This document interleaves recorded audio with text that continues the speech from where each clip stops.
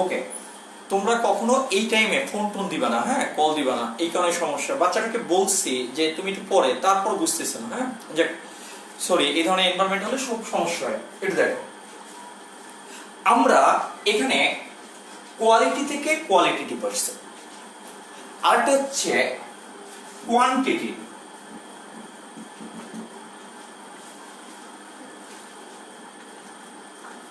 আচ্ছা যাক, এটা নিয়ে আমরা একটু পরে কথা বলবো। আগে দেখো, কোয়ালিটি থেকে কোয়ালিটেটিভ আসছে। মনে করো যে তুমি বাজারে কোন একটা, মনে করো একটা সল্ট কিনলা, মনে করো একটা লবণ কিনলা, ওই লবণের আসলে কোয়ালিটিটা কি? ওই লবণটা আসলে কি 100% পিওর, 100% এটা বিশুদ্ধ? এটার মধ্যে কি ভেজাল আছে কিনা? ওটার মধ্যে যদি ভেজাল থাকে, ওই ভেজালটাকে কিভাবে আমরা সেপারেট করব? ওই লবণটা আসলে কিভাবে গঠিত হয়? এটা কি পরমাণু দ্বারা গঠিত নাকি আয়ন দ্বারা গঠিত? এই বিষয়গুলো নিয়ে এই চ্যাপ্টারটা ডিল করব। এটা আমি ডিটেলস বলে দেবো তোমাকে। এটা একটা পদার্থের কোয়ালিটি আসলে কিরকম, তার গুণগত মানটা আসলে কিরকম, সেটা নিয়ে মূলত এটা কি করে মূলত আলোচনা করে। তাহলে আমরা এই কোয়ালিটেটিভ অ্যানালাইসিসটা কি কি এই বিষয় নিয়ে আলোচনা করবে সেটা এখন আমি নিচে তোমার দেখিয়ে দেবো। একটু বোঝার ট্রাই করো, আগে একটু বোঝার ট্রাই করো, একটু আস্তে ধীরে, হ্যাঁ। এটা হচ্ছে কোয়ালিটেটিভ কেমিস্ট্রি বা অ্যানালাইসিস, এটাকে বলে। এই চ্যাপ্টারের গুরুত্বপূর্ণ টপিকগুলো তোমার জানতে হবে। এটাকে দুই ভাগে ভাগ করে, এক হচ্ছে তোমার ইনঅর্গানিক, একটা হচ্ছে ইনঅর্গানিক। এই কোয়ালিটেটিভ অ্যানালাইসিসকে আমরা শর্টকাটে কিউএ লিখব। কোয়ালিটেটিভ অ্যানালাইসিসকে আমরা শর্টকাটে কি লিখব? কিউএ। একটা হচ্ছে ইনঅর্গানিক কোয়ালিটেটিভ অ্যানালাইসিস, আরেকটা হচ্ছে তোমার অর্গানিক, অর্গানিক কোয়ালিটেটিভ এই অ্যানালাইসিস, কোয়ালিটেটিভ অ্যানালাইসিস। তুমি দেখো, এই ইনঅর্গানিক কোয়ালিটেটিভ অ্যানালাইসিসের আরেকটা নাম হচ্ছে তোমার সল্ট অ্যানালাইসিস।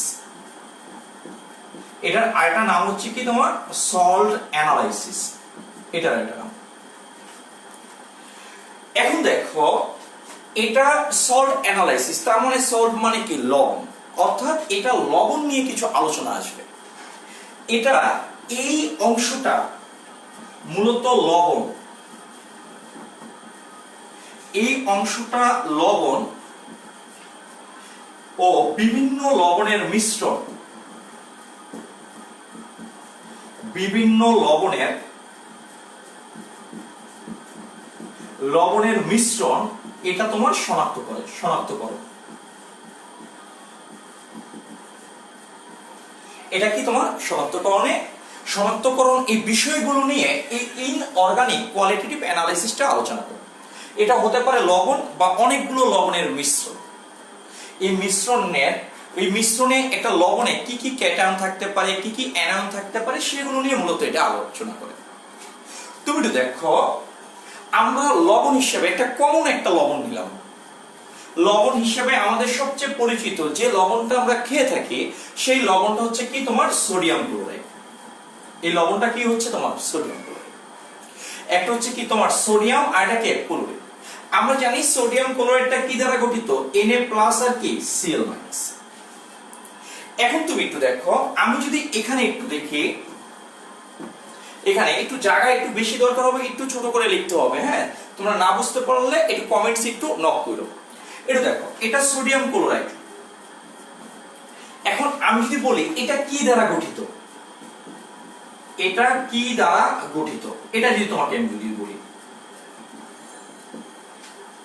তাহলে আমি তোমাকে বলবো এটা Na+ আর এটা Cl- দ্বারা গঠিত। এটা Na+ আর কি Cl-। Na+ টা আসলে কি বলতো? ক্যাটায়ন। Cl- টা আসলে কি বলতো? অ্যানায়ন।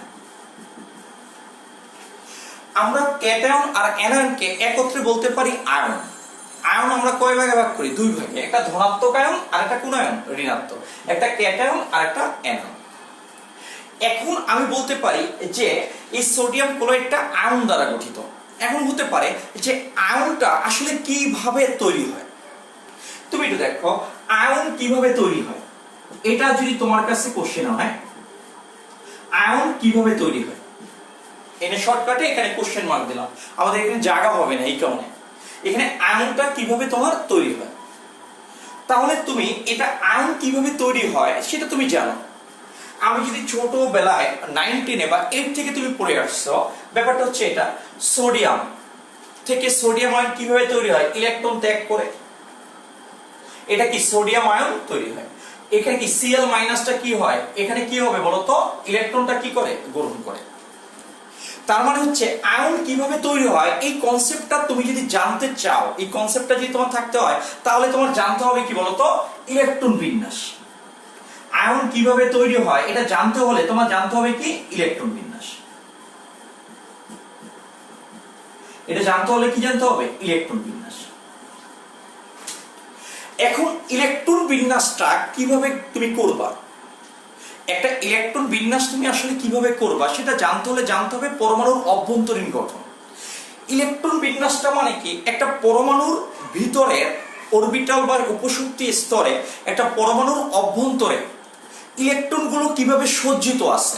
ইলেকট্রন বিন্যাস কি, একটা পরমাণুর অভ্যন্তরে ইলেকট্রনগুলো কিভাবে সজ্জিত আছে সেটাকে আমরা বলি কি তোমার ইলেকট্রন বিন্যাস। তো ইলেকট্রন বিন্যাস কিভাবে হয় সেটা যদি জানতে হয়, এটার জন্য তোমার জানতে হবে কি, পরমাণুর অভ্যন্তরীণ গঠন। পরমাণুর অভ্যন্তরীণ তোমার গঠন জানতে হবে। এটা পরমাণুর অভ্যন্তরীণ কি গঠন, এটা তোমার জানতে হবে। কথা বুঝতে পারছো কি? তার মানে এটা সল্ট অ্যানালাইসিস। এটা সল্টে কি থাকে, আয়ন থাকে। আয়নটা কিভাবে গঠিত হয়, তোমার আয়নটা কিভাবে গঠিত হয় এটা যদি জানতে হয় তাহলে তোমার কি করতে হবে, ইলেকট্রন বিন্যাস জানতে হবে। ইলেকট্রন বিন্যাস যদি জানতে হয় তাহলে জানতে হবে কি, পরমাণুর কি অভ্যন্তরীণ গঠন, এটা তোমার জানতে হবে। এখন দেখো আমার উপরের এই লেখাগুলো একটু বা এই ডান পাশে আমি এখন যেগুলো লিখবো, এখন আমার নিচে একটু জায়গা দরকার হবে। দেখো এটা নিচে একটু লিখলাম, একটু বোঝার ট্রাই করো। মনে করো এই লবণটাকে আমি মনে করো যে ওয়াটারে অ্যাড করলাম, এটা হচ্ছে ওয়াটার, এটা হচ্ছে কি পানি। এখন লবণটাকে আমি লবণ সম্পর্কে অ্যানালাইসিস করব। লবণটাকে পানিতে অ্যাড করলাম, এখন এটা ডিসলভ হবে কি হবে না। লবণটাকে পানিতে অ্যাড করলে এটা পানি লবণটাকে মিশ্রিত করতে পারবে কিনা, লবণটা পানির সাথে মিশে যাবে কিনা, লবণটা পানিকে মিশে যাবে কি যাবে না, এটা কি দ্রবীভূত হবে কি হবে না, হবে কি হবে না।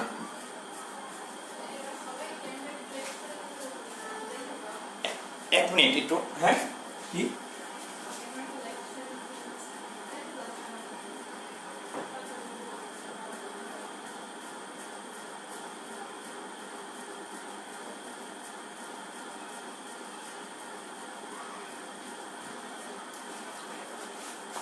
আচ্ছা, ক্যামেরাটা একটু লেফট সাইডে নিব, হ্যাঁ নিব, কিন্তু আমি একটু বলি যে এখন যদি ক্যামেরাটা একটু সরাই হয়তোবা তোমার ফোকাসিংটা তোমার কি হবে, তোমার এখান থেকে হয়তোবা ঝাপসা আসতে পারে। হ্যাঁ আমরা পরবর্তীতে আমরা একটু দেখব, যে এখন আপাতত দেখা যাচ্ছে, হ্যাঁ পরবর্তীতে আমি এমন ভাবে লিখবো যাতে তোমার অসুবিধা না হয়। হ্যাঁ ক্যামেরাটা এখন যদি এদিক থেকে এদিকে সরাই তাহলে লেখাটা তোমার ঝাপসা আসবে।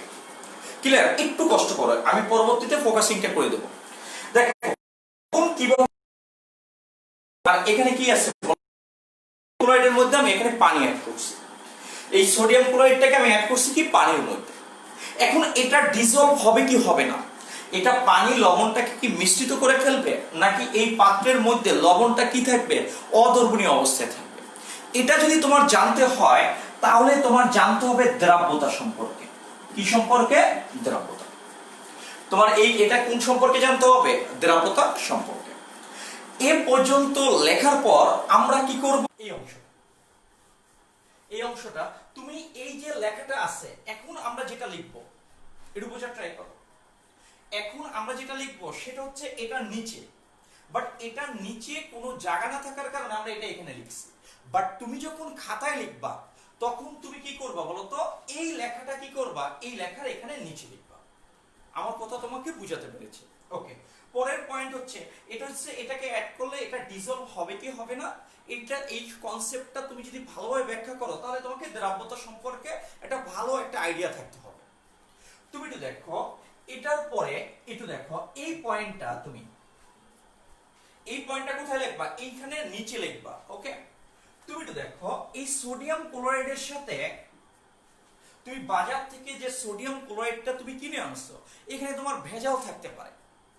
যদি তোমার ভেজাল যদি থেকে থাকে তাহলে ওই ভেজালটাকে তোমার কি করতে হবে, সেপারেট করতে হবে। আর সেপারেট যদি করতে হয় তোমার কিছু সেপারেশন টেকনিক জানতে হবে। তোমার কিছু কি জানতে হবে, সেপারেশন কি টেকনিক। তার মানে সোডিয়াম ক্লোরাইডটা এখানে এটার সাথে কি থাকতে পারে, ভেজাল। যদি ভেজাল থাকে, আমরা লবণ যে শুধু সোডিয়াম ক্লোরাইড হবে এরকম না, অনেক টাইপের লবণ নিয়ে আমরা আলোচনা করব। বাট তুমি যে লবণটা পরিচিত সেই লবণটা আমরা এখানে লিখছি, যেটা আমরা টেবিলে রেখে খাই, যেটাকে আমরা টেবিল সল্ট বলি। এই লবণের মধ্যে যদি ভেজাল থাকে তাহলে ওই ভেজালটাকে আমরা সেপারেট করতে চাই। ওই ভেজালটাকে সেপারেট করার জন্য আমাদের জানতে হবে কিছু সেপারেশন টেকনিক। আমাদের কিছু জানতে হবে কি, পৃথকীকরণ পদ্ধতি, কিছু পৃথকীকরণ কি পদ্ধতি, এটা আমাদের এটা নিচে লিখবা। এখন তুমি দেখবা যে এই লবণটা আসলে যে যে আয়ন দ্বারা গঠিত, ওই ওই আয়নগুলোকে আমি শনাক্ত করতে চাই। ওই ওই আয়নগুলোকে আমি কি করতে চাই, শনাক্ত করতে চাই। এটা কি দ্বারা গঠিত, Na+ এবং Cl-। এটাকে আমরা শনাক্ত করতে চাই। তাহলে তুমি কি করতে পারবা, তার পরের পয়েন্ট হচ্ছে কি, তুমি এই Na+ এবং Cl- এটাকে তুমি কি করবা, শনাক্ত করতে চাও। এটাকে তুমি কি করতে চাও, শনাক্ত। এটা জানতে হলে আয়ন শনাক্তকরণ জানতে হবে। আয়ন শনাক্তকরণ তোমাকে কি, তোমার জানতে হবে। আমরা আয়ন শনাক্তকরণটা আমরা কি করি, ব্যবহারিক ক্লাসে করে থাকি। এটা আমরা কোথায় গিয়ে করবো বলতো, ল্যাব ক্লাসে এটা আমরা করে থাকবো। এটা আমরা কোথায় করব, ল্যাব ক্লাসে। তাহলে তুমি একটু দেখো ইনঅর্গানিক বা সল্ট অ্যানালাইসিসে আমাদের জানতে হবে কি, ফাইনালি জানতে হবে কি, পরমাণুর অভ্যন্তরীণ গঠন। এটা আমাদের জানতে হবে। এই চ্যাপ্টারে এই পরমাণুর অভ্যন্তরীণ গঠন নিয়ে কথা বলছে, এই চ্যাপ্টারে দ্রাব্যতা নিয়ে কথা বলছে, এই চ্যাপ্টারে কিছু সেপারেশন টেকনিক নিয়ে কথা বলছে, এই চ্যাপ্টারে কিছু আয়নিক তোমার কি আয়ন শনাক্তকরণ নিয়ে কি তোমার কথা বলছে। এগুলো তোমার ডিল করবে কে, ইনঅর্গানিক বা কোয়ালিটেটিভ অ্যানালাইসিস বা সল্ট অ্যানালাইসিস, এই বিষয়গুলো নিয়ে কি করবে বলতো, ডিল করবে। এই অংশগুলো আমরা কি বাম পাশে, ঠিক এই অংশের আমরা কোথায় লিখবো বলতো, নিচের দিকে লিখবো। এই অংশের কি তোমার নিচের দিকে লিখবো। তুমি এই পর্যন্ত আমার কথাগুলো বুঝতে পারছো কিনা একটু কমেন্টসে একটু নক করে একটু জানো, আমার কথাগুলো তুমি বুঝতে পারছো কিনা।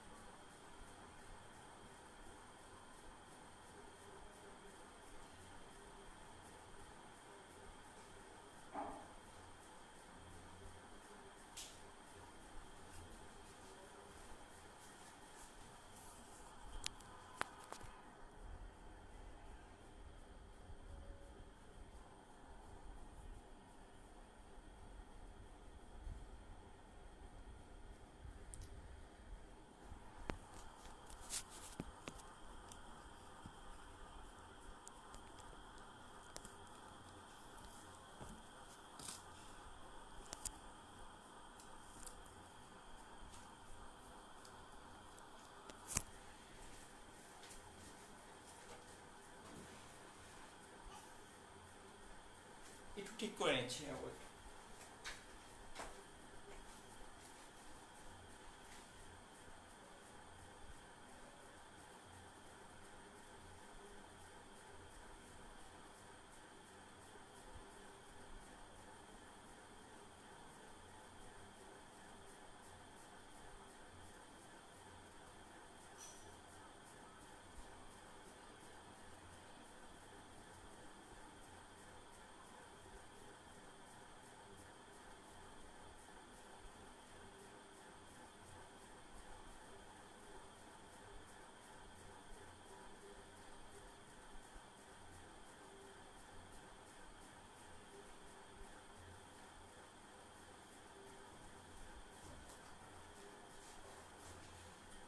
ওকে, একটু দেখো রোদেলা মেঘ বলছে এটাকে একটু রিপিট করতে।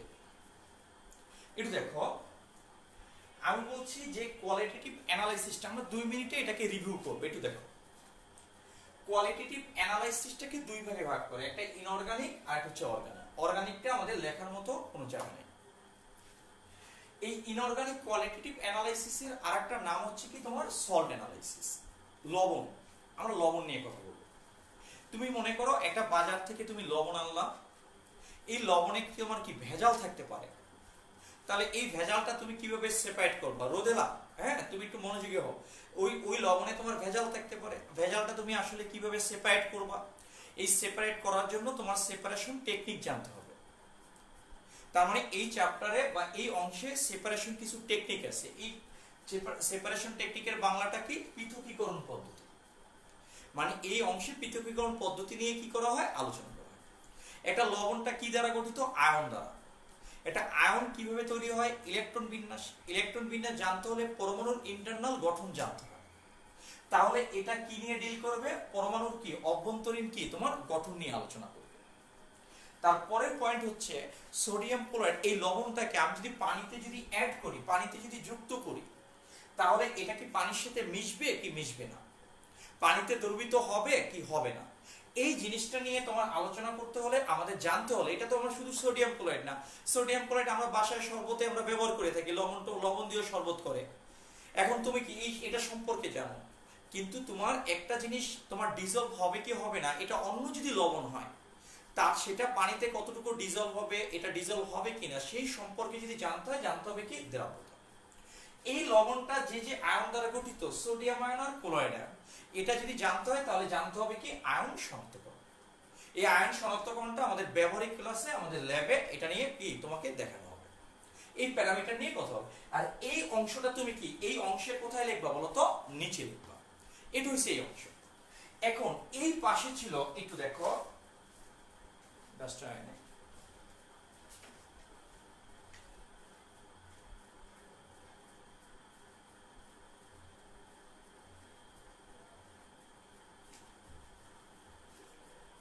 একটু দেখো এই অংশটা, এই অংশে কি কোথায় লিখবা? নিচে লিখবা। একটু দেখো আমাদের এই রাইট সাইডে খাতার এখানে ছিল অর্গানিক, এটা ছিল কি অর্গানিক কোয়ালিটেটিভ অ্যানালাইসিস। এটা শুধুমাত্র বর্ণালীমিতি নিয়ে আলোচনা করে, বর্ণালীমিতি নিয়ে এটা আলোচনা করে। বর্ণালীমিতির অনেক ব্যাপকতা আছে, আমরা এই টার্মগুলো নিয়ে আমরা আলোচনা করলে তুমি বুঝতে পারবা। জাস্ট আমি মানে উপরের টপিকগুলো জাস্ট বলে দিচ্ছি। আমাদের বর্ণালীমিতি নিয়ে এটা আলোচনা করে। এখন বর্ণালীমিতির ক্ষেত্রে আমরা কিছু আলো দেখতে পাই আর কিছু আলো দেখতে পাই না। যে আলোগুলো দেখতে পাই তাদেরকে আমরা বলি দৃশ্যমান আলো, আর যে আলোটা আমরা দেখতে পাই না সেটাকে আমরা বলি অদৃশ্যমান আলো। এই আলোটা দুই ক্যাটাগরিতে ভাগ করে। যেমন তুমি এক্স রে তুমি দেখতে পাও না, আইআর তুমি দেখতে পাও না, ইউভি রে তুমি দেখতে পাও না। এই যে আলোগুলো আমাদের দৈনন্দিন জীবনে চিকিৎসা ক্ষেত্রে এবং বিভিন্ন ক্ষেত্রে কি ধরনের প্রভাব বিস্তার করে? প্রভাব দ্বারা বোঝানো হচ্ছে এটার সুবিধা কি, এটার অসুবিধাটা আসলে কি। অর্থাৎ বর্ণালীমিতিতে এখানে আলোচনা করা হবে যে আমাদের দৈনন্দিন জীবনে তোমার দৃশ্যমান এবং অদৃশ্যমান আলোর কি প্রভাব, তার সুবিধাটা কি অসুবিধা কি। তুমি দেখবে আমরা এক্স রে করি, আইআরটা আমরা করি, দেখবা যে এটার সাহায্যে আমাদের কিছু কি আছে বলতো, যে এটার সাহায্যে কিছু অ্যাডভান্টেজও আছে, এটার সাহায্যে কি কিছু ডিসঅ্যাডভান্টেজও আছে। এগুলো নিয়ে এটাই আলোচনা করে। অর্থাৎ দৈনন্দিন জীবনে দৃশ্যমান ও অদৃশ্যমান আলোর প্রভাব দৈনন্দিন জীবনে দৃশ্যমান ও অদৃশ্যমান আলোর প্রভাব। অদৃশ্যমান আলোর এটা কি হবে? প্রভাব হবে। একটা মিনিট।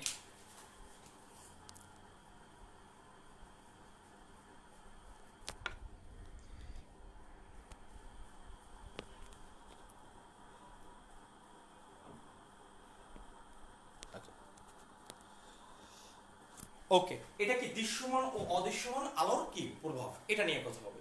এই অংশটা তুমি কি করবা, ডান পাশে তুমি এই অংশটা কি করবা, লিখে ফেলবা, আর বাম পাশে এই অংশটা লিখবা। এখন দেখো এই জিনিসটাকে আমরা যদি একটু, এই টোটাল জিনিসটাকে আমরা যদি আমাদের আজকের মানে কিছু স্টুডেন্ট ওরা জয়েন হতে পারে না এখানে, এই কারণে ওরা একটু বারবার ফোন দিচ্ছে, এই কারণে একটু ডিস্টার্ব হচ্ছে। আশা করি পরবর্তীতে হবে না। আর তোমরা কখনো সবসময় ফোন যখন দিবা তখন রাত্র 9টার পর, এই টাইমে আমরা খুব ব্যস্ত থাকি। হ্যাঁ, ওকে। তাহলে এখানে আমাদের এই চ্যাপ্টারটা আলোচনা করে কি নিয়ে, দেখো পরমাণুর অভ্যন্তরীণ গঠন নিয়ে। তারপর নিচে এভাবে লিখবা পরমাণুর অভ্যন্তরীণ, এটা অভ্যন্তরীণ গঠন নিয়ে। এই অংশটা আলোচনা করে কি আয়ন শনাক্তকরণ নিয়ে। আয়ন শনাক্তকরণ এই অংশে আলোচনা করে কি নিয়ে, তোমার দ্রাব্যতা। দ্রাব্যতা মানে কি, একটা পানিতে ডিজলভ হবে কি হবে না।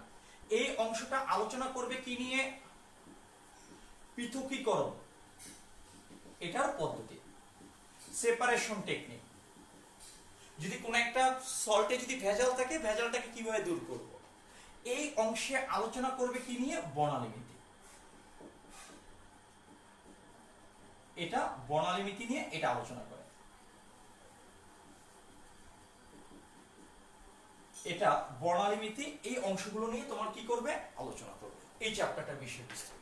তাহলে আমাদের জানতে হবে পরমাণুর অভ্যন্তরীণ গঠন, এখানে আলোচনা করা হবে আয়ন শনাক্তকরণ, আলোচনা করা হবে দ্রাব্যতা, একটা পদার্থ পানিতে ডিজলভ হবে কি হবে না, একটা করতে হবে কি পৃথকীকরণ পদ্ধতি, যেটার সাহায্যে আমরা কি করতে পারবো, কোন একটা ভেজাল এটাকে আমরা কি সেপারেট করতে পারবো। জানতে হবে বর্ণালীমিতি, দৃশ্যমান ও অদৃশ্যমান আলোগুলো আমাদের উপর কি প্রভাব বিস্তার করতে পারে, এটা অনেক প্রভাব আছে। এই চ্যাপ্টারের মূলত আলোচনার বিষয়বস্তু হচ্ছে কোনটা, এটা। এখন হচ্ছে আমরা এই চ্যাপ্টারটা নিয়ে এখন আমরা কি করব বলতো, ডিল করব। এই চ্যাপ্টারটা নিয়ে আমরা মূলত এখন কি করব বলতো, আলোচনা করব যে এই চ্যাপ্টারের কি কি টপিক আমাদের। তাহলে প্রথমে আলোচনা করব কোনটা নিয়ে, পরমাণুর অভ্যন্তরীণ গঠন। একটু দেখো পরমাণুর অভ্যন্তরীণ গঠন।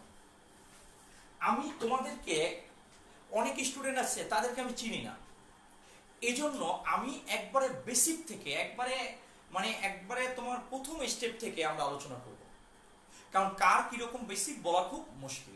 হ্যাঁ, আমরা একবারে শুরু থেকে এটা আলোচনা করব। হ্যাঁ, যে এবং একই সাথে এই কিভাবে অ্যাডমিশন টেস্টে কোশ্চেনগুলো কিভাবে আসে সেই জিনিসগুলো আমরা চিহ্নিত করে দেব। ওকে, এটা দেখো, এটা হচ্ছে মৌলিক কণিকা। কণিকা এটার নাম হচ্ছে, এটাকে আমরা ইংরেজিতে বলি ফান্ডামেন্টাল পার্টিকেল। ফান্ডামেন্টাল পার্টিকেল, এটাকে আমরা বলি ফান্ডামেন্টাল পার্টিকেল। এটার আরেকটা নাম আছে অবলিক লিখছি, এটার আরেকটা নাম হচ্ছে এলিমেন্টারি পার্টিকেল। এটাকে অবলিক দিয়ে লিখছি এলিমেন্টারি, এটা হচ্ছে কি তোমার পার্টিকেল। এটাকে হচ্ছে sub atomic particle. Sub atomic কি তোমার পার্টিকেল, এগুলো নামে এটা পরিচিত। মৌলিক কণিকা। তুমি তো দেখো, তুমি ছোটবেলা পড়ে আসছো যে একটা পরমাণু দুটো অংশ থাকে, একটা হচ্ছে কি তোমার নিউক্লিয়াস, আর একটা হচ্ছে কি নিউক্লিয়াসের বহির্ভূত অঞ্চল। এই নিউক্লিয়াসে তোমার ছোটবেলা জানো এখানে কি প্রোটন আর কি থাকে, নিউট্রন, আর এটার বাইরের কক্ষপথে থাকে কি ইলেকট্রন। এই তিনটা কণা, একটা প্রোটন, একটা নিউট্রন, নিউট্রন, যার অবস্থানটা কোথায় বলতো নিউক্লিয়াসে, আর ইলেকট্রনের অবস্থানটা কোথায় বলতো কক্ষপথের কোথায় বাইরে। এই তিনটা কণা দ্বারা তুমি জানো পরমাণু গঠিত, কিন্তু এই তিনটা কণার বাইরেও আরো কিছু কণা আছে যে কণাটা পরমাণুর কি কোথায় থাকে, নিউক্লিয়াসে অবস্থান করে, সেটা তুমি জানো না। তার মানে ইলেকট্রন, প্রোটন আর নিউট্রন এটা আছে, এর সাথে আরো কিছু কণা আছে, ওই কণার সমন্বয়ে একটা পরমাণু গঠিত হয়। অর্থাৎ যে সকল কণা দ্বারা, সেটা হোক ইলেকট্রন, প্রোটন, নিউট্রন বা অন্য কোনো কণা, যে সকল কণা দ্বারা তোমার একটা পরমাণু গঠিত হবে, সেই কণাগুলোকে আমরা বলবো কি, মৌলিক কণিকা। সেই কণাগুলোকে আমরা কি বলবো, মৌলিক কণিকা। ইলেকট্রন, প্রোটন, এই নিউট্রন, এগুলো কিন্তু তুমি কি সাধারণ চোখে দেখবে না, শক্তিশালী মাইক্রোস্কোপের দরকার হয়। এগুলো দেখতে হলে শক্তিশালী কি অনুবীক্ষণ যন্ত্রের দরকার হয়। এই কারণে এই কণাগুলোকে আমরা বলি কি, সূক্ষ্ম কণা। তার মানে আমি বলতে পারি যে সকল সূক্ষ্ম কণা দ্বারা, এটা সূক্ষ্ম কণার মধ্যে ইলেকট্রন, প্রোটন, নিউট্রনের সাথে আরো অন্য কণা থাকবে, সূক্ষ্ম কণা দ্বারা পরমাণু গঠিত হয়, তাদেরকে আমরা কি বলবো, মৌলিক কণিকা।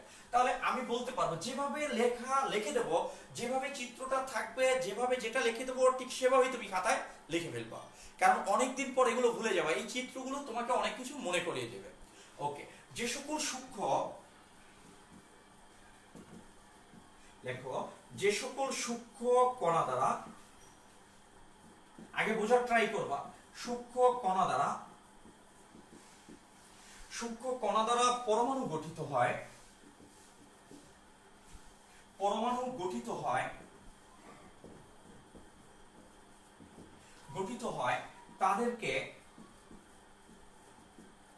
তাদেরকে মৌলিক কণিকা বলে, এগুলো তুমি জানো। এখন একটু দেখো, এই মৌলিক কণিকাটা হচ্ছে তিন ধরনের। মৌলিক কণিকাটা কয় ধরনের, তিন ধরনের। নিচে পয়েন্ট আউট করে লিখবা, যেন তোমার লেখার স্টাইলটা যেন রচনা না হয়ে যায়। ক্লিয়ার? তুমি যে কোনো একটা সিম্বল এখানে ব্যবহার করবা। মৌলিক কণিকা হচ্ছে তিন ধরনের,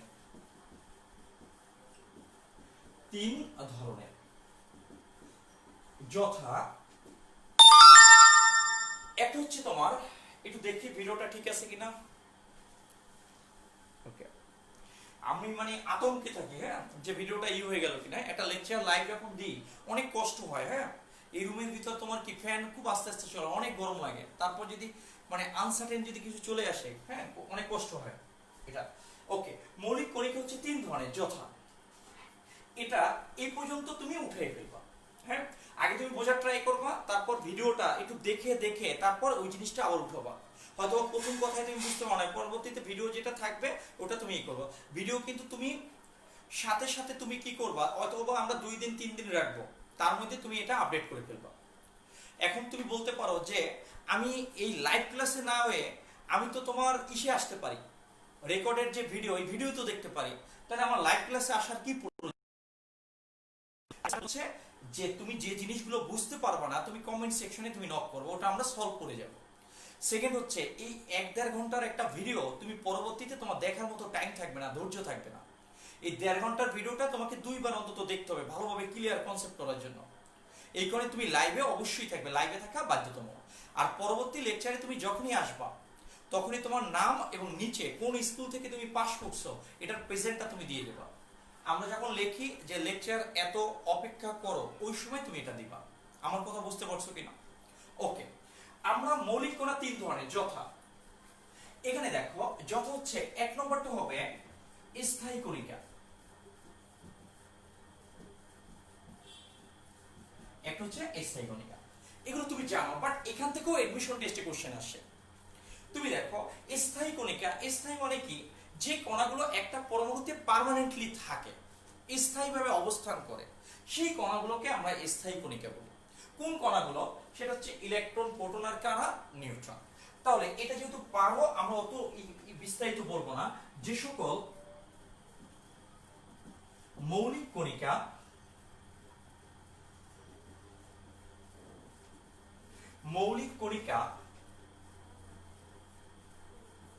পরমাণুতে স্থায়ীভাবে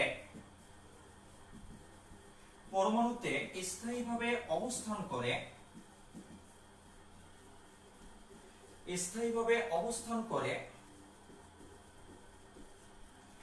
অবস্থান করে তাদেরকে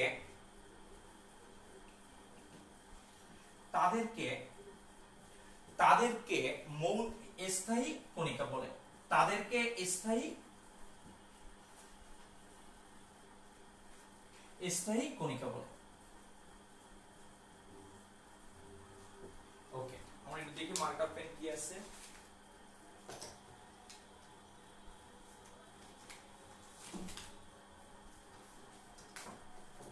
ওকে, এটা দেখো স্থায়ী কণিকা বলে। এখন আমরা এই অংশটা ডিলিট করে ফেলবো, এই অংশটা। এটা দেখো এই অংশটার ক্ষেত্রে, এটার ক্ষেত্রে যেমন হচ্ছে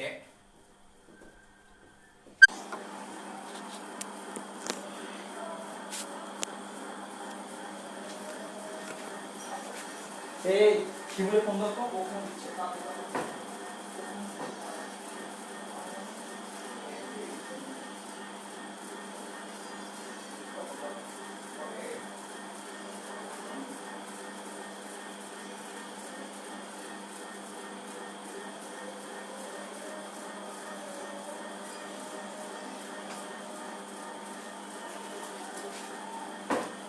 আচ্ছা।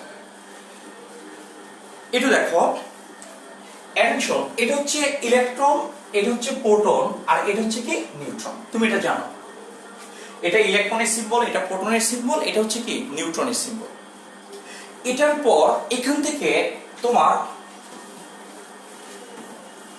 এই তিনটা কণা, স্থায়ী কণিকা হচ্ছে তিন প্রকার। স্থায়ী কণিকা কয়টা? তিনটা। তিন প্রকার না, সরি, এটা হচ্ছে তিনটা, একটা ইলেকট্রন, একটা প্রোটন, নিউট্রন। এখন দেখো এখানে একটা কোশ্চেন আসে, যে এটা এডমিশন টেস্টে এই কোশ্চেনটা আসে, কোন পরমাণু নিউক্লিয়াসে নিউট্রন কণা বিদ্যমান থাকে না? কোন পরমাণু নিউক্লিয়াসে নিউট্রন কণাটা তোমার কি বিদ্যমান? এটা তুমি যে জানো, এটা ইলেকট্রন, এটা প্রোটন, আর এটা কি নিউট্রন। তিনটা সিম্বল দিলাম। কোন পরমাণু নিউক্লিয়াস? একমাত্র পরমাণু নিউক্লিয়াস হচ্ছে হাইড্রোজেন।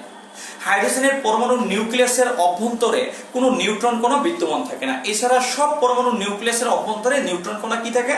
বিদ্যমান থাকে। এটা তোমার এডমিশন টেস্টে এই কোশ্চেনটা আসে। তাহলে এটার ক্ষেত্রে তোমার এখানে লিখে দিলাম ইউএটি, মানে ইউনিভার্সিটি এডমিশন টেস্ট, এটা আসে। তাহলে হাইড্রোজেন পরমাণুর নিউক্লিয়াসের অভ্যন্তরে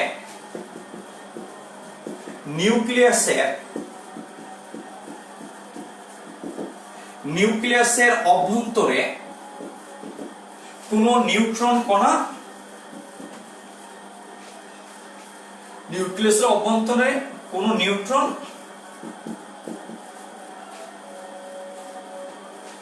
কণা বিদ্যমান থাকে না, এটা আসে। এই ছোট জিনিসও ভুল করে থাকে, কণা বিদ্যমান থাকে না, এটা তুমি জানো। হাইড্রোজেনের পারমাণবিক সংখ্যা কত? 1। এটার ভর কত? 1। আমরা নিউট্রন কোনটাকে ক্যালকুলেট করি? ভর সংখ্যা থেকে পারমাণবিক সংখ্যাটা আমরা কি করি বলতো? মাইনাস করি। তাহলে ভর সংখ্যা থেকে যদি পারমাণবিক সংখ্যাটা আমরা যদি মাইনাস করি, তাহলে আমাদের কোন সংখ্যাটা আমরা পাবো? এটা পাবো কোন সংখ্যা? নিউট্রন সংখ্যা। তাহলে এটা হচ্ছে ফার্স্ট। সেকেন্ড, এখান থেকে আরেকটা কোশ্চেন আসে, দুটোই ভার্সিটিতে আসে। আমরা কোন একটা মৌলকে আইডেন্টিফাই করব কোন কণা দ্বারা? সেটা হচ্ছে প্রোটন। একটা মৌলের পরিচিতি সেটা কোন কণার মাধ্যমে আসবে? সেটা আসবে কি তোমার? প্রোটন। তার মানে কোন একটা মৌল শনাক্তকরণ করব কোন কণার মাধ্যমে? প্রোটন কণার মাধ্যমে। তাহলে একটু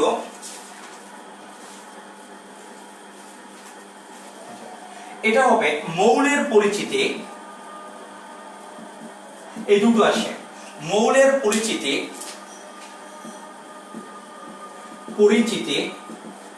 কোন কণার উপর নির্ভর করে? কণার উপর নির্ভর করে।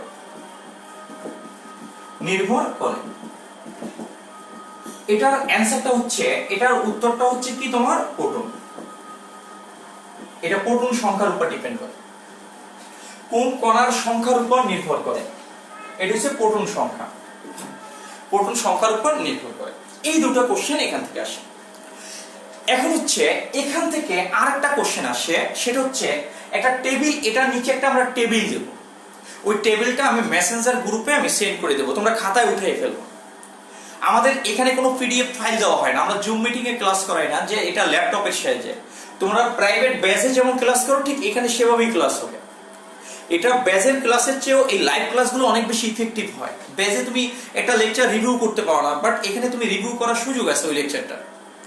এই কারণে এখানে এটা নিচে একটা টেবিল থাকবে, টেবিলটা হাফ পেজ জায়গা নিবা, ওখানে থাকবে আমাদের ইলেকট্রন, প্রোটন ও নিউট্রনের প্রকৃত ভর কত, এটার আপেক্ষিক চার্জ কত, হ্যাঁ এই বিষয়গুলো তোমার থাকবে। এটার প্রকৃত চার্জ কত, প্রকৃত ভর কত, এটাও এডমিশন টেস্টে আসে, বাচ্চারা এটাও ভুল করে রাখে। হ্যাঁ, একটা আরেকটার কত গুণ ভারী বা হালকা, এই বিষয়গুলো এখানে থাকে। তাহলে এটার নিচে একটা টেবিল থাকবে, এটার পর তুমি টেবিল, এটা টেবিল কত 1, এটার জন্য তুমি হাফ পেজ খালি রাখবে, হাফ পেজ এটার জন্য খালি রাখবে।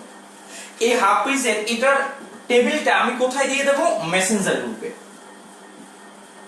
মেসেঞ্জার গ্রুপে তোমার নরমাল যে ইনফরমেশন গুলো এটাও তোমার খাতায় থাকতে হবে, তোমার নরমাল যে ইনফরমেশন গুলো এটাও তোমার খাতায় থাকতে হবে। আমাদের লেকচার গুলো তোমার এডমিশন টেস্টের জন্য 85 থেকে 90% তোমাকে কভার দেবে আশা করি। হ্যাঁ, আমাদের বিগত স্টুডেন্টরা তাই বলে। হ্যাঁ, এখানে কি তোমার এই মেসেঞ্জার গ্রুপে কি তোমার এটা থাকবে। তাহলে আমি মেসেঞ্জার গ্রুপে এই হাফ পেজ জায়গা তুমি খালি রাখবা। খালি রাখার পর পরবর্তীতে আমরা এখন অন্যটা নিয়ে আলোচনা করবো। হাফ পেজ জায়গা খালি রাখার পর ওকে, তুমি একটু দেখো, একটু দেখো আমরা এক লিখছি স্থায়ী কণিকা, 2 নম্বর পয়েন্ট হচ্ছে অস্থায়ী কণিকা। অস্থায়ী কণিকা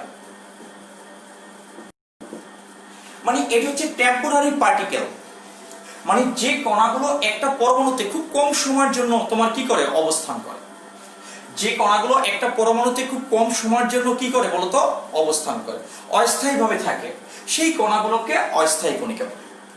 এই কণাগুলো তোমার এমসিকিউর জন্য, এটা আমাদের কলেজের এক্সামের জন্য এবং এডমিশন টেস্টের জন্য এই কণাগুলোর উদাহরণ খুবই গুরুত্বপূর্ণ। এরকম আসে নিচের কোনটা অস্থায়ী কণিকা, তখন তোমার অনেকগুলো অস্থায়ী কণিকা। এই ধরনের অস্থায়ী কণিকা 100-র মতো আছে, তুমি হাতে কোনো 6-7টা অস্থায়ী কণিকা, 5-6টা অস্থায়ী কণিকা জানলেই এনাফ। এটার মধ্য থেকেই তোমার কি একটা ঘুরে ফিরে আসবে। ওকে, তুমি একটু দেখো তাহলে এটার সংজ্ঞাটা আমি দিতে পারি কি, যে সকল মৌলিক কণিকা একটা পরমাণুতে খুবই অল্প সময়ের জন্য অস্থায়ী ভাবে থাকে তাদেরকে আমরা কি বলতে পারি, অস্থায়ী কণিকা। তাহলে আমি কি বলতে পারি, যেসব মৌলিক কণিকা, দেখো যেসব মৌলিক কণিকা একটি পরমাণুতে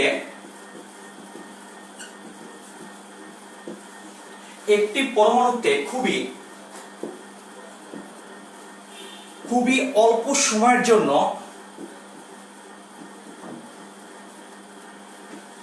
সময়ের জন্য অস্থায়ী ভাবে থাকে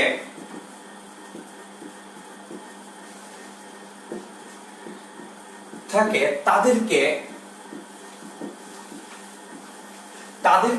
অস্থায়ী কণিকা বলে,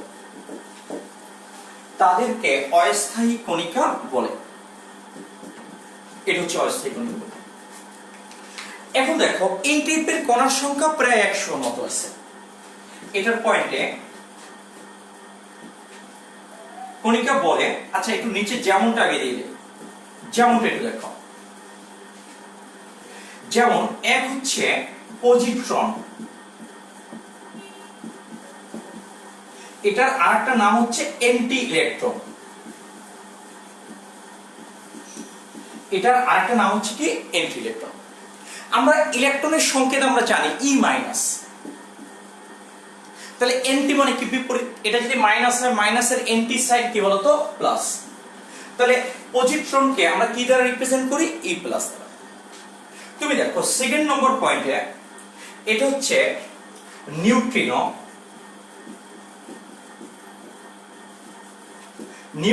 এখানে এই ধরনের নিউ সিম্বল, নয়ের মতো নিউ সিম্বল করে, এটাকে অ্যান্টি নিউট্রিনো, সব কণাকে আবার কোনো সিম্বলিক টার্ম নাই, হ্যাঁ, এন্টি নিউট্রিনো। এটাকে কোনো সিম্বল দ্বারা রিপ্রেজেন্ট করা হয় না, বইগুলোতে এগুলো দেখায় না, এন্টি নিউট্রিনো। তুমি এটা দেখো 4 নম্বর হচ্ছে মেসন। এটা হচ্ছে মেসন কণা। মেসনটা হচ্ছে দুই ধরনের, পাই মেসন আর একটা হচ্ছে মিউ। এই সিম্বলটা কি মিউ, এই সিম্বলটা কি মিউ, এটা হচ্ছে মিউ মেসন। এই পাই মেসনটা আবার 3 ধরনের।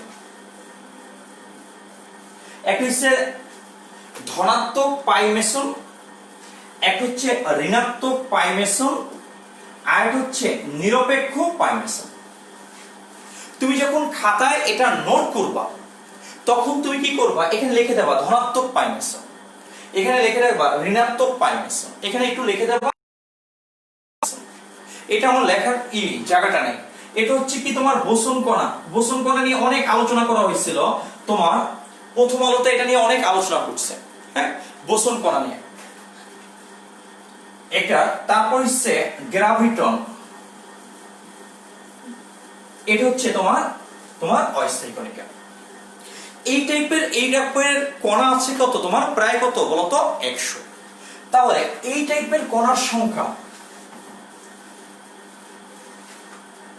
এটা তুমি একটু উঠাই নাও, একটু উঠানোর জন্য একটা স্ক্রিনশটের জন্য একটু টাইম লাগে।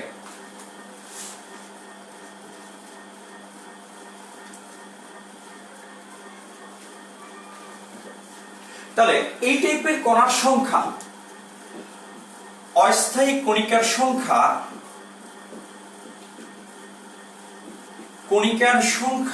প্রায় 100 মতো। তাহলে এখন হচ্ছে আমাদের কোশ্চেন মানে আসতে পারে যে, মনে কোশ্চেন আসতে পারে এরকম যে এই কণাগুলো অস্থায়ী খুব অল্প সময়ের জন্য অবস্থান করে, অল্প সময়ের জন্য অস্থায়ী অবস্থান করার পর এটা কি হয়, এই কণাগুলো অস্থায়ী, এরা খুব অল্প সময়ের জন্য কি করে অবস্থান করে, এরপর এরা কি হয়, হয় অন্য কণায় রূপান্তরিত হয় অথবা এটা ধ্বংস হয়ে যায়। তাহলে এটা কি হবে একটু দেখো, এগুলো হচ্ছে অস্থায়ী এবং এরা সৃষ্টির পরপরই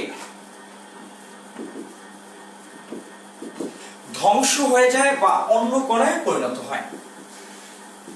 এটা ধ্বংস হয়ে যায় বা অন্য কণায় পরিণত হয়, অন্য কণায় রূপান্তরিত হয়। এটা অন্য কণায় রূপান্তরিত হয়,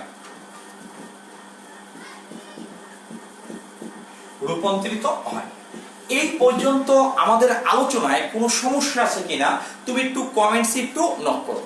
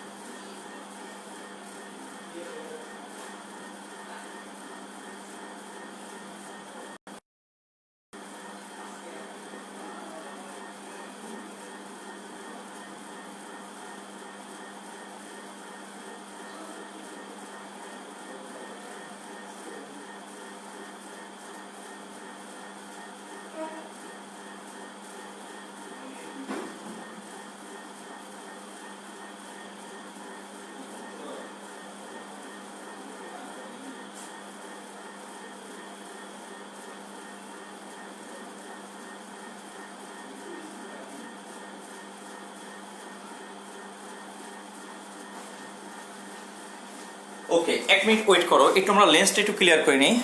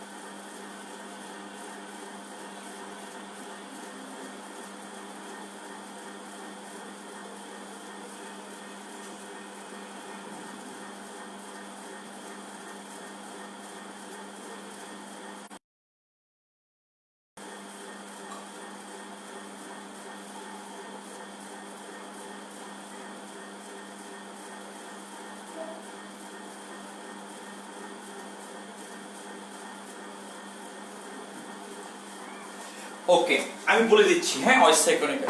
ওই যে একটা ফোন আসছিল তো এই জন্য তোমার এইরকম ঝাপসা মনে হচ্ছে, হ্যাঁ। ওকে, আমার আবার তোমার ল্যাপটপটা এটা আমার ডাইনিং টেবিলে, এই জন্য আমি দেখা যায় না, হ্যাঁ। ওকে, একটু দেখো, আমি অস্থায়ী কণিকাগুলোর নাম একটু বলবো, এই তো। ওকে, দেখো, এটা এটা অস্থায়ী কণিকার সংখ্যা 100। এই দুটো পয়েন্টের আগে তুমি এখানে আমরা কিছু উদাহরণ লিখছিলাম, তুমি কিন্তু বুঝে বুঝে আগে, কিন্তু আমি একটু বলে দিই নতুনদের, আগে উঠানোর জন্য ব্যস্ত হয়ে যাবে না, আগে আমি কি বললাম সেটা তুমি আগে বুঝো। কারণ এই ভিডিওটা আমি সাথে সাথে ডিলিট করে দিচ্ছি না, এটা ভিডিওটা এখানে আসছে, তারপর তুমি কি করবা, ওই ভিডিও দেখে দেখে আবার বুঝতে যাবা, হ্যাঁ। তোমাকে কিন্তু অবশ্যই লাইভে আসতে হবে, যেমন আজকে কিন্তু কত 55 না 57 জন স্টুডেন্ট, বাট অনেকে লাইভে আসে না, হ্যাঁ, 7-8 জন হয়তো আসে না, কিন্তু এরকম হবে না, লাইভে প্রত্যেকটা স্টুডেন্টের লাইভে আসতে হবে 100%। ভালো কলেজগুলো যেমন হলি কলেজ বা নটর ডেম, এই বাচ্চাগুলো অলওয়েজ তোমার থাকে। আমার সেকেন্ড ইয়ারে যে বাচ্চাগুলো আছে ভালো কলেজে যেগুলো, ওরা কখনো লাইভ মিস করে না, অন্য কলেজগুলো মিস করে কিন্তু ভালো কলেজগুলো কখনো মিস করে না। একটু দেখো, আমি এখানে তোমার অস্থায়ী কণিকার কিছু উদাহরণ লিখছিলাম, এটা অস্থায়ী কণিকার উদাহরণ লিখছিলাম, অস্থায়ী কণিকার কি উদাহরণ এখানে লিখছিলাম। আমি এটা আবার লিখে দিচ্ছিলাম। একটু দেখো, এটা হচ্ছে কি তোমার পজিট্রন, এটা হচ্ছে তোমার অ্যান্টি ইলেকট্রন, এটা হচ্ছে তোমার অ্যান্টি ইলেকট্রন। ইলেকট্রনটাকে আমরা কি বলি, ই মাইনাস দ্বারা রিপ্রেজেন্ট করি। অ্যান্টি মানে কি, বিপরীত, তাহলে এখানে কি অ্যান্টি সাইন ব্যবহার হবে, অ্যান্টি সাইন, মাইনাসের অ্যান্টি সাইন কোনটা, মূলত প্লাস, তাহলে প্লাস। তাহলে এটা দ্বিতীয়টা হচ্ছে নিউট্রিনো, এটা দ্বিতীয়টা হচ্ছে কি নিউট্রিনো, এটা হচ্ছে নিউ, এটা নিউ, নয়ের মতো, এটা নিউ, এটা কি কার মতো, অনেকটা নয়ের মতো, এটা নিউ দ্বারা রিপ্রেজেন্ট করে। কি আসছে,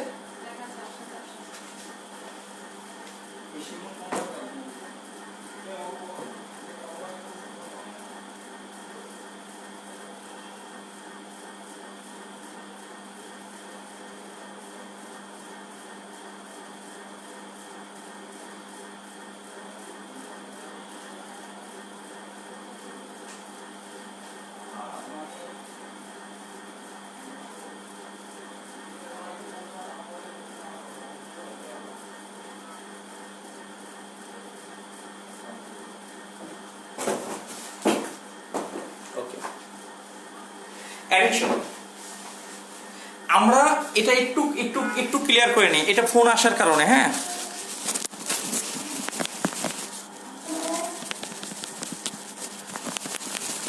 এটা তোমার ঠিক হয়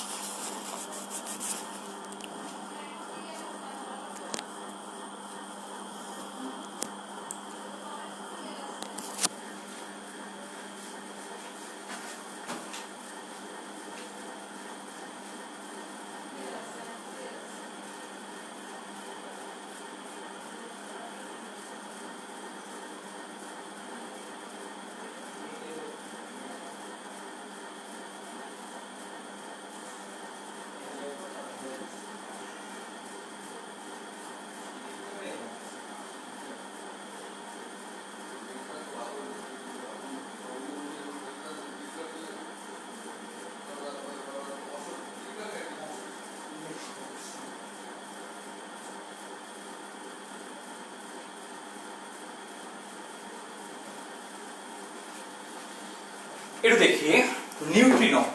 এরপর মনে করো যে এটা করতে হয় কি, এটা অফ করে আবার যদি অন করি তখন তোমার এটা ক্লিয়ার আসে পুরো পারফেক্টলি। হ্যাঁ, এখন এটা একটু সমস্যা হয়। আচ্ছা ঠিক আছে, একটু দেখো, একটু কষ্ট করে বলে দেবো। এবং তোমরা কখনো এই টাইমগুলোতে ফোন দিবা না। হ্যাঁ, 9টার পর সবাই ফোন দিবা। এটা একটু দেখো, অ্যান্টি নিউট্রিনো।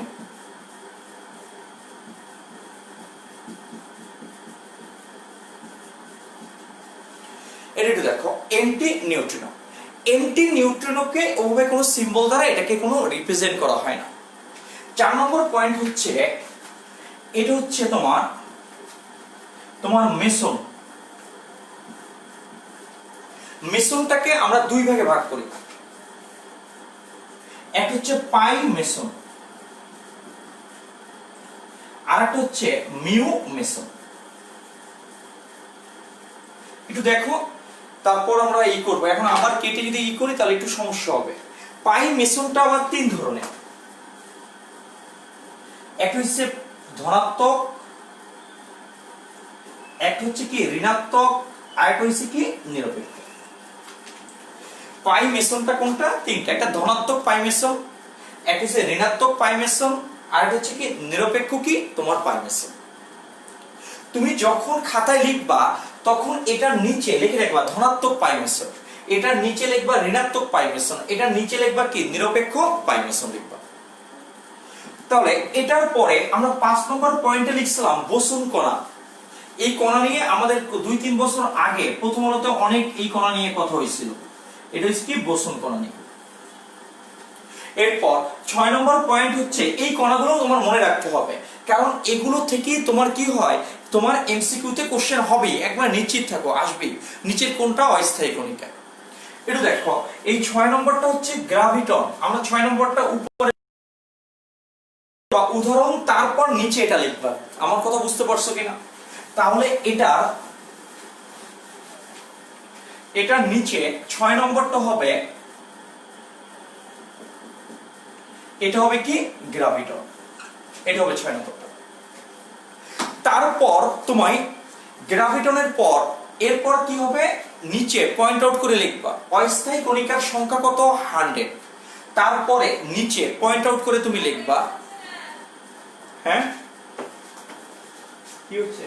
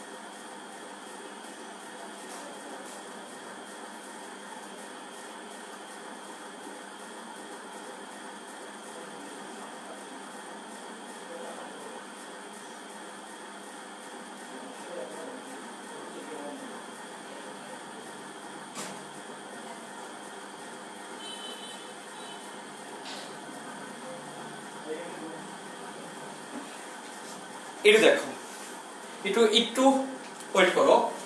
আমাদের আজকের লেকচারটা অনেক ডিস্টার্ব হয়েছে। এরকম ডিস্টার্ব হয় না সাধারণত। হ্যাঁ, অনেকগুলো ফোন আসলে এই ডিস্টার্ব গুলো হয়। হ্যাঁ, আশা করি পরবর্তী লেকচারগুলো আমরা স্মুথলি দিতে পারবো, আশা করি। হ্যাঁ, ওকে, এটা গ্রাভিটন। এখন দেখো যে এই লেখাগুলো লেখার পর তুমি কি করবা, এখানে একটা টেবিল আসবে। এটা টেবিল 2। এই টেবিল 2তে তোমার পুরো একটা পেজ লাগবে। এটা ফুল পেজ লাগবে। ফুল পেজ, তুমি একটা পেজ তুমি পুরো এক পাতা, এপিট আর ওপিট না, একটা পাতা তুমি কি করবা, খালি রাখবা। আমি এই টেবিল 2 এর মেসেঞ্জার যে গ্রুপটা আছে, এই গ্রুপে আমি কি করব, এই তোমার টেবিল 2 এর ইনফরমেশনটা দেব। একটা পেজ খালি রাখবা ওখানে। এখান থেকে অবশ্যই তোমার এমসিকিউ তুমি পাবাই। এখান থেকে তুমি 100% তুমি কি করবা বলতো, এমসিকিউ পাবা। এটা তুমি নিশ্চিত থাকো। এইখানে তুমি একটা পেজ কি রাখবা, খালি রাখবা। খাতা অলওয়েজ আপডেট রাখবা। এখন ব্যাপারটা একদিনের জন্য আর একদিনের জন্য ওয়েট করো না, এখন তোমার পৃথিবীর টোটাল অনেক বেশি ফাস্ট হয়ে গেছে। টোটাল বাংলাদেশে তুমি টোটাল পৃথিবীর সাথে কম্পেয়ার যদি নাও করো, বাংলাদেশের টোটাল স্টুডেন্টের সাথে যদি কম্পেয়ার করো, তোমাকে অনেক বেশি তোমার সিরিয়াস হতে হবে, অনেক বেশি ভালোভাবে তোমার পড়তে হবে, তা নাহলে তুমি পারবা না, টিকবা না, মানে ছিটকে যাবা। কথা কি বুঝছো কিনা? এটা হচ্ছে ফুল পেজ খালি। এরপরে তুমি লিখবা বিভিন্ন কণার পারস্পরিক রূপান্তর। বিভিন্ন কণার এটার কি পারস্পরিক রূপান্তর আমরা শেষ করে দেব, একটু ওয়েট করো, আজকে অনেকক্ষণ ডিস্টার্ব হচ্ছে আমাদের। ওকে, আমরা বিভিন্ন কণার পারস্পরিক কি করব? রূপান্তর। এখান থেকে এটা শুধুমাত্র তোমার এমসিকিউর জন্য এবং ইউনিভার্সিটি এডমিশন টেস্টের জন্য এটা খুবই গুরুত্বপূর্ণ। এটা এই কণার পারস্পরিক রূপান্তরটা, এখানে একটা নিউট্রন ভেঙে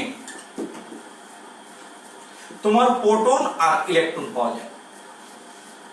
এরকম তোমার অপশন আসবে, নিচের কোন রূপান্তরটা সঠিক? এটাকে এভাবে একটু, এটা অপোজিট সাইডে লিখি। একটা যদি নিউট্রন ভাঙে, একটা প্রোটন আর কি থাকে? ইলেকট্রন কণা থাকে। আবার একটা প্রোটন আর ইলেকট্রন কণা একত্রে যুক্ত হয়ে তৈরি করে কি? নিউট্রন। এটা খুবই গুরুত্বপূর্ণ। সেকেন্ড পয়েন্ট হচ্ছে নিউট্রন ভেঙে তোমার তৈরি হয় প্রোটন আর তৈরি হয় ঋণাত্মক পাই মেসন। একটা নিউট্রন ভেঙে প্রোটন আর কি করতে পারে? এটা কি ঋণাত্মক কি বলতো? পাই মেসন। এটা কোন কণা বলতো? মেসন। মেসনটাকে আমরা কি বলি? কয় ভাগে ভাগ করি? দুই ভাগে। এটা পাই মেসন। পাই মেসনের মধ্যে কি আছে? ঋণাত্মক, ধনাত্মক আর কি নিরপেক্ষ। এটা নিরপেক্ষ। এটা দ্বারা বোঝানো হয় যে এই নিউট্রনটা ভেঙে তোমার তৈরি করতে পারে কি? প্রোটন, আর এটা কি ঋণাত্মক পাই মেসন। এখানে আমি প্রয়োজনে লিখে দিলাম, এটা হচ্ছে ঋণাত্মক, এটা কি পাই মেসন। এটা কোন কণা? অস্থায়ী কণিকা। তুমি দেখো এটার পর এটা কি একটা প্রোটন, এটা ভেঙে তৈরি করে নিউট্রন, আর এটা কি ধনাত্মক পাই মেসন। এটা তৈরি করে, এটা হচ্ছে কি ধনাত্মক পাই মেসন। এটা ধনাত্মক পাই মেসন, এটা তৈরি হয়। আগে একটু বোঝার ট্রাই করো, নিউট্রনটা ভেঙে প্রোটন আর পাই মেসন তৈরি করে, প্রোটন আর ঋণাত্মক পাই মেসন গুলো একত্রে তৈরি করে কি? নিউট্রন। আর নিউট্রন আর ধনাত্মক পাই মেসন গুলো একত্রে যুক্ত হয়ে তৈরি করে কি? তোমার প্রোটন। তুমি দেখবা এই কনভার্সনটা তুমি ভুলে যেতে পারো, কোনটা ঋণাত্মক কোনটা ধনাত্মক হবে। তুমি দেখো নিউট্রনের এন, এন দ্বারা বোঝায় নেগেটিভ। এন দ্বারা কি? নেগেটিভ। নিউট্রন, এখানে নিউট্রন, বাট আমরা নেগেটিভের ক্ষেত্রে আমরা কি ব্যবহার করি? এন। এই কারণে নেগেটিভ সিম্বল। পি মানে কি? পজিটিভ। পজিটিভ মানে কি? ধনাত্মক সিম্বল। তাই ধনাত্মক সিম্বলে এখানে কি হবে? প্লাস। এখানে কি হবে? প্লাস। অনেক সময় এই কনভার্সনটা মিলে যাবে, পারবা না। অনেক সময় কনভার্সনটা তুমি কি করবা? ভুলে যাবে, তুমি এটা মিলাতে পারো না। মনে রাখার টেকনিক কি? পি মানে পজিটিভ, তাহলে ধনাত্মক পাই মেসন, পজিটিভ মেসন হবে। এন মানে কি? নেগেটিভ, তাহলে এখানে কি হবে? নেগেটিভ পাই মেসন হবে। এখন ব্যাপারটা হচ্ছে যে একটা পরমাণু নিউক্লিয়াসে এখান থেকে একটা সুন্দর একটা এমসিকিউ আসে, এই অপশন থেকে একটা এমসিকিউ আসে, আর এখন যে নিচে যে একটা আলোচনা করব এখান থেকে একটা ভালো একটা এমসিকিউ আসে। সেটা হচ্ছে তুমি দেখো একটা পরমাণু নিউক্লিয়াসে কি অবস্থান করে। আমি যদি নিউক্লিয়াসটা এখানে যদি আঁকি, সাধারণত কি নিউট্রন আর কি বলতো? প্রোটন। তাহলে অস্থায়ী কণিকাগুলো কোথায় যায়? অস্থায়ী কণিকাগুলো কোথায় থাকে বলতো? এই নিউক্লিয়াসে অবস্থান করে। শুধুমাত্র কক্ষপথে শুধুমাত্র কি থাকে? ইলেকট্রন। নিউক্লিয়াসে অস্থায়ী কণিকাগুলোর অবস্থানটাও কোথায় বলতো? নিউক্লিয়াসে। আমি লিখে দেবো, নোট করে লিখে দেবো, এই ডিস্টার্বের কারণে আমি লিখতে পারিনি। তাহলে একটা পরমাণু নিউক্লিয়াসে যে নিউট্রন আর প্রোটন থাকে, এই নিউট্রনটা তোমার কি থাকে? নিউট্রনটা তোমার কনভার্ট হয়ে তৈরি হয়ে যায় প্রোটন। নিউট্রনটা সারাক্ষণ নিউট্রন থাকে না, প্রোটনটা সারাক্ষণ প্রোটন থাকে না। এরা অলওয়েজ কি হয় বলতো? কনভার্ট হয়। তাদের অলওয়েজ কি হয়? কনভার্সন ঘটে, তাদের অলওয়েজ রূপান্তর ঘটে। অর্থাৎ নিউট্রনটা তোমার কিসে কনভার্ট হয়ে যায়? প্রোটনে। কন্টিনিউয়াসলি হয়, খুব ফাস্টলি হয়। আর প্রোটনটা তোমার কিসে কনভার্ট হয়ে যায়? নিউট্রনে। তোমার কি হয়? প্রোটনটা ঋণাত্মক পাই মেসনের সাথে যদি যুক্ত হয় তাহলে হয় নিউট্রন, আর নিউট্রনটা ধনাত্মক পাই মেসনের সাথে যুক্ত হয়ে তৈরি করে কি? প্রোটন। অর্থাৎ নিউট্রনটা কনভার্ট হয়ে যায় প্রোটন, আর প্রোটনটা কনভার্ট হয়ে যায় কি? নিউট্রন। একটা পরমাণু নিউক্লিয়াসে এটা খুব ফাস্টলি ঘটতে থাকে। এই যে নিউট্রন আর প্রোটনের এই কনভার্সনের ফলে এই নিউক্লিয়াসে, নিউট্রন আর প্রোটনের এই কনভার্সনের কারণে এই নিউক্লিয়াসে তোমার কি হয়, একটা বল বা একটা শক্তির উদ্ভব ঘটে। সেই শক্তিটাকে আমরা বলি, সেই বলটাকে আমরা বলি নিউক্লিয় বল। কারণ এই বলটা কোথায় তৈরি হয়, নিউক্লিয়াসে। এই শক্তিটা কোথায় তৈরি হয়, নিউক্লিয়াসে। এই কারণে ওই শক্তিটাকে আমরা বলি নিউক্লিয় বল বা নিউক্লিয় শক্তি। ওই শক্তির মাধ্যমে তোমার নিউট্রন আর প্রোটন গুলো পরস্পরের সাথে দৃঢ়ভাবে কি করে, অবস্থান করে। ওটা এক ধরনের আকর্ষণ বল। নিউট্রন আর প্রোটনকে যে বলে আকর্ষিত করে একত্রে আবদ্ধ করে রাখে সেটাকে আমরা বলি নিউক্লিয় বল। এই নিউক্লিয় বলটা কিভাবে তৈরি হয়, নিউট্রনটা কনভার্ট হয় প্রোটন, প্রোটনটা কনভার্ট হয় কি নিউট্রন। এই কনভার্সন ঘটার কারণে এখানে একটা বল অটো জেনারেট হয়, অটো উৎপন্ন হয়। ওই শক্তিটা যেহেতু নিউক্লিয়াস উৎপন্ন হয়, এই কারণে এটাকে আমরা নিউক্লিয় শক্তি বলি, এটাকে আমরা কি বলি, নিউক্লিয় বল বলি। আর এই নিউক্লিয় বলের মাধ্যমে এই নিউক্লিয়াসের নিউট্রন আর প্রোটনগুলো খুব শক্তিশালী ভাবে কি থাকে বলতো, আবদ্ধ থাকে। তাহলে এখানে আমরা দুটো ইনফরমেশন জানলাম। একটা ইনফরমেশন হচ্ছে পরমাণুতে নিউক্লিয়াসে নিউট্রন আর প্রোটনগুলো, এরা নিউট্রনটা ফিক্স থাকে না, প্রোটনটা ফিক্স থাকে না, এদের কনভার্সন ঘটে। নিউট্রনটা কনভার্ট হয় প্রোটনে, প্রোটনটা কনভার্ট হয়ে কিসে পরিণত হয়, নিউট্রন। এই কনভার্সনের ফলে এখানে একটা শক্তির কি ঘটে বলতো, উদ্ভব ঘটে। ওই শক্তিকে আমরা কি বলি, নিউক্লিয় শক্তি।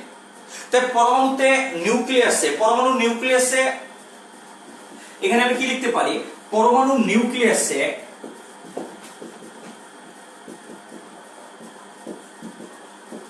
নিউট্রন ও প্রোটনের পারস্পরিক দ্রুত রূপান্তর ঘটে। পারস্পরিক দ্রুত রূপান্তর, অনেক ফাস্ট হয়, রূপান্তর ঘটে। এর ফলে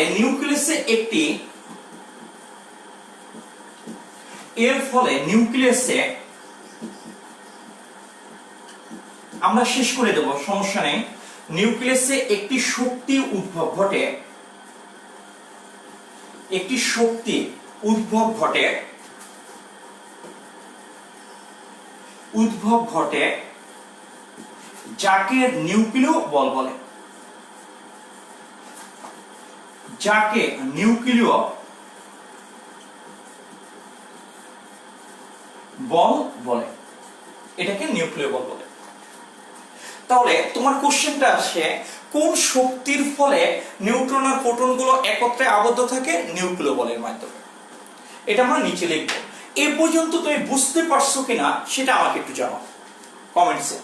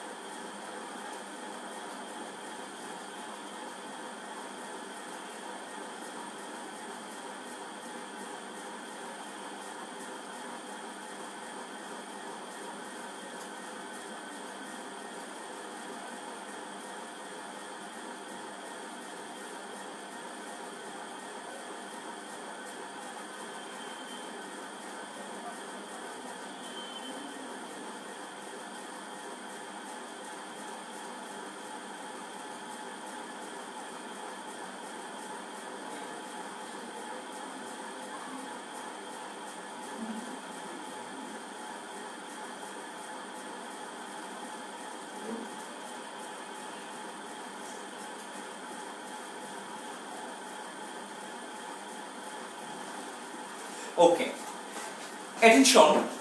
একজন স্টুডেন্ট বলছে যে স্যার পাই মেসনের ক্লাসিফিকেশনটা আরেকবার আমরা করে দেবো, এটার পরে একটু নোট করে ওটা রিপিট করব।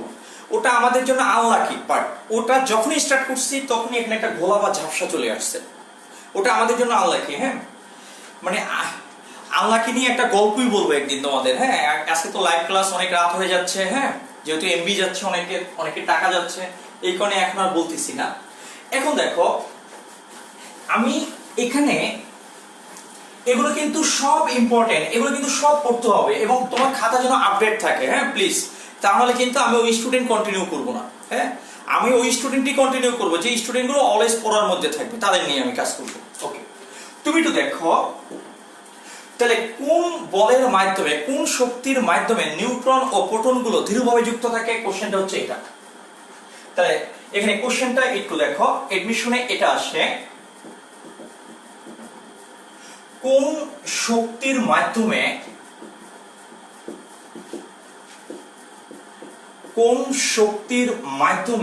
নিউক্লিয়াসে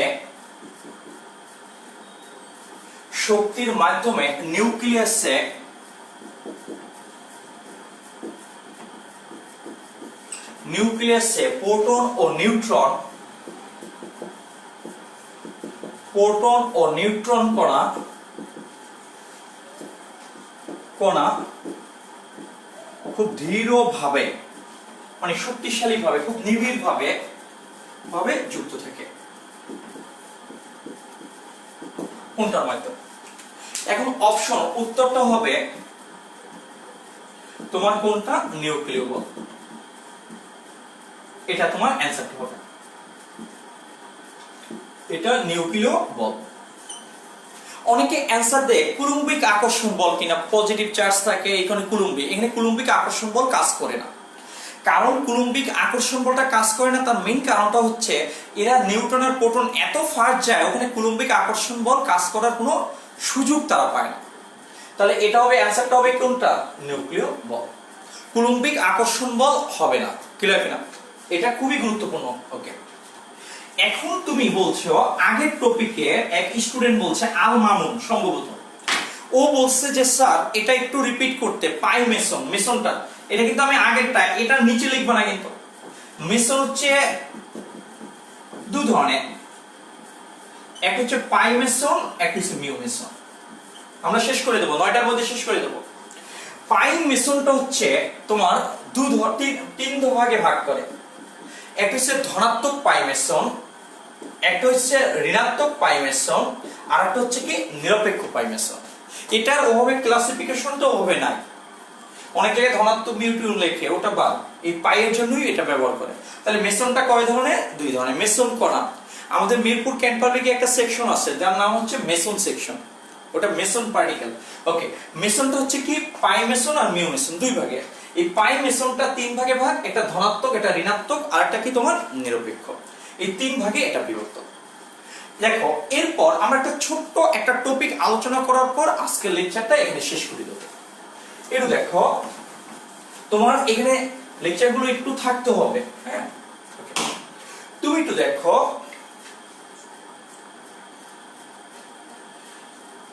অ্যাটেনশন, এরপর হচ্ছে কম্পোজিট কণিকা।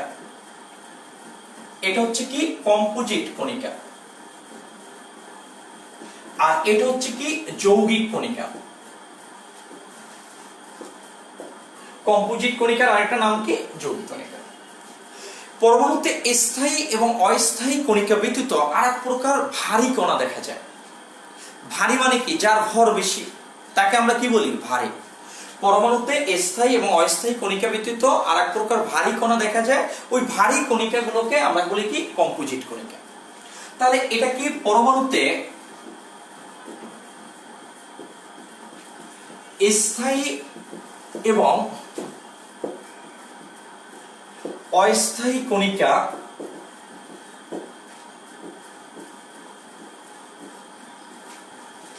ব্যতীত এক প্রকার ভারী কণিকা দেখা যায়। ভারী কণিকা দেখা যায়,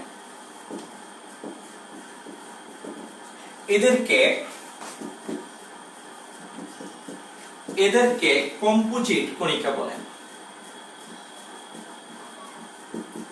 এদেরকে কম্পোজিট কণিকা বলে। এখন বলতে পারো এই কণাগুলো কোথায় থাকে? অস্থায়ী কণাকে নিউক্লিয়াসে থাকে। এই কণাটা একটা পরমাণু থেকে নির্গত হয়, একটা পরমাণু থেকে এই কণাগুলো তৈরি করে কি? একটা পরমাণু থেকে এই কণাগুলো উৎপন্ন হয়ে থাকে। তাহলে এই কণাগুলো কক্ষপথেও থাকে না, নিউক্লিয়াসেও থাকে না, এই কণাগুলো কি একটা পরমাণু থেকে কি হয়? উৎপন্ন হয়। তাহলে এই কণাগুলো পরমাণু থেকে নির্গত হয়। নির্গতর একটা বাংলা হচ্ছে ভালো উৎপন্ন, পরমাণু থেকে উৎপন্ন হয়। আমি দেখাই দেব তোমাকে। আজকে না, আজকে টায়ার্ড হয়ে যাচ্ছে বাচ্চারা। ওকে, এই কণা দুই ধরনের,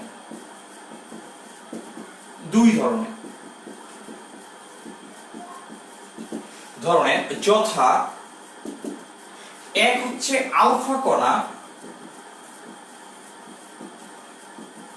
আর আরেকটা হচ্ছে ডিউটারন কণা।